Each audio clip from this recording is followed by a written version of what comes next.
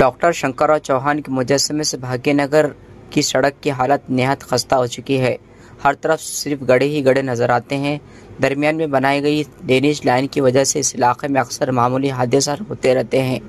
इस पर municipal corporation और public works department की तवज्जो दिलाने का मुतालबा आज दोपहर 3:30 बजे के करीब किया गया।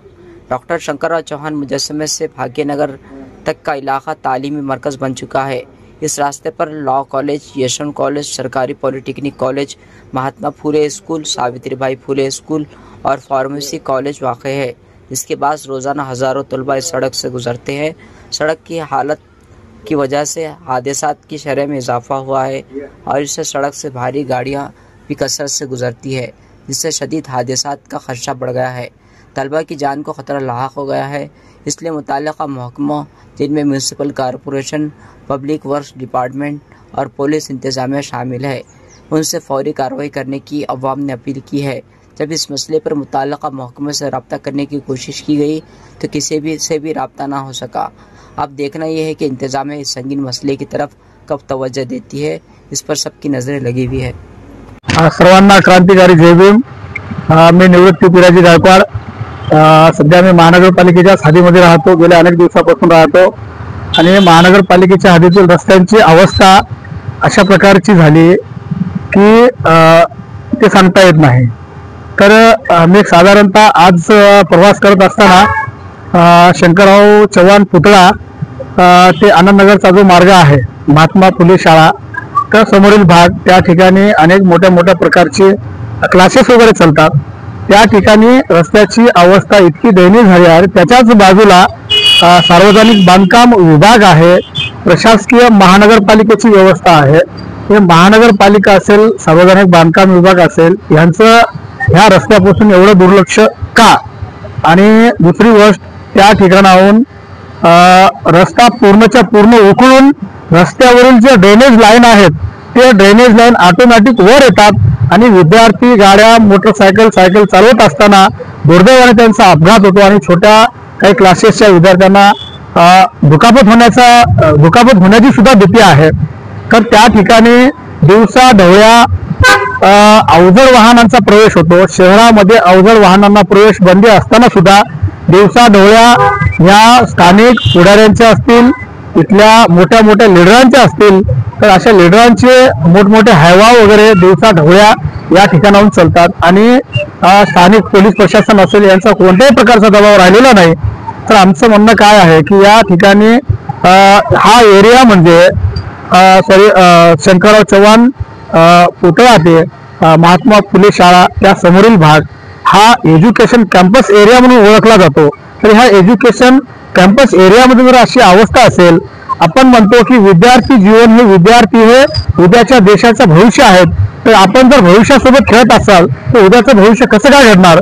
म्हणून माझी विनंती आहे प्रशासनाला हात जोडून, जर येणाऱ्या 8 दिवसाच्या कालावधीमध्ये या ठिकाणचा जर रस्ता झाला नाही, मी एक आंबेडकरी चळवळीचा कार्यकर्ता म्हणून नमस्कार, मी कॉम्रेड श्याम सरोदे, DYFI नांदेडचे कार्यकर्ते आहोत आम्ही, त्याचबरोबर विद्यार्थी पण आहोत। नांदेडमध्ये शंकरराव चव्हाण यांच्या पुतळ्यापासून बाबानगर येथील महात्मा सावित्रीबाई फुले जी शाळा आहे, या शाळेपर्यंत जो रोड आहे, तो रोड, त्या रोडची अतिशय दयनीय अवस्था झालेली आहे।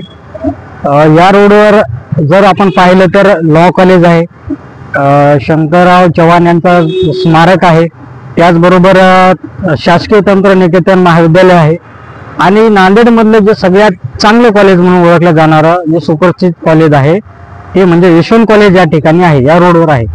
आणि तसंच समोरवर बघलं त्याच रोडला लागून तर चांगले VIP क्लासेस आहेत, म्हणजे कोचिंग क्लासेस। या सर्व गोष्टी लक्षात घेता या ठिकाणी या रोडवर अतिशय मोठ्या प्रमाणामध्ये विद्यार्थ्यांची ये-जा आहे। हजारोच्या संख्येने विद्यार्थी या ठिकाणी या रोडवर असतात। त्याच अवस्थेमध्ये या रस्त्याची दयनीय अवस्था झालेली आहे। या दयनीय अवस्थेमध्ये या रस्त्यावर अतिशय अवजड वाहनं या ठिकाणी वावरत आहेत।